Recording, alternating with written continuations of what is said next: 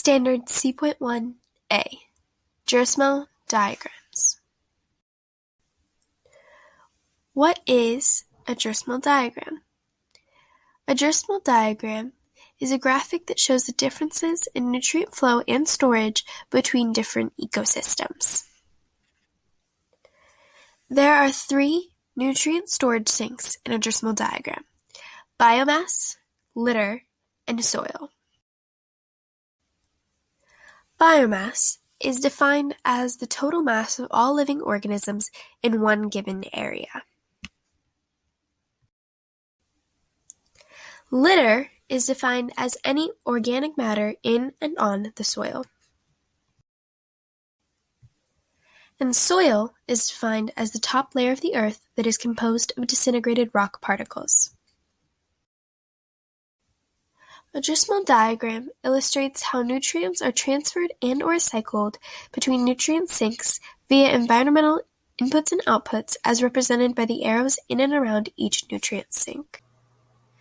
To demonstrate these concepts, here is the standard Gersmehl diagram.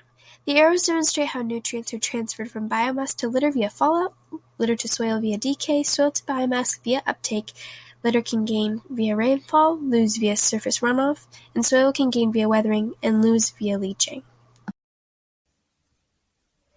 While the standard diagram represents the basic function of the tool, a real Gersmehl diagram has varying sizes of sinks and arrows based on the nature of the biome, because the relationships between the sinks and the flows are entirely dependent on climatic factors.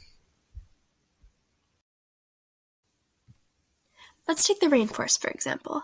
The rainforest is a hot and wet climate, which facilitates fast and heavy transfer between each nutrient store. This is why nearly every arrow is very strong. The majority of nutrients are stored in the biomass. This is because the litter is very rapidly decomposed, and the roots draw nutrients from the soil very quickly. In contrast, let's take a look at the desert. The majority of the nutrients in this biome are within the soil. This is because very little plant life exists in the dry and hot conditions to contribute to biomass or to produce litter. This is also why the nutrient transfer is slow and light in every transfer besides fallout. Lastly, let's take a look at taiga. In this biome, the majority of the nutrients are stored in the litter. This is because the low temperatures cause slow decomposition, which delays the nutrient transfer to soil from biomass.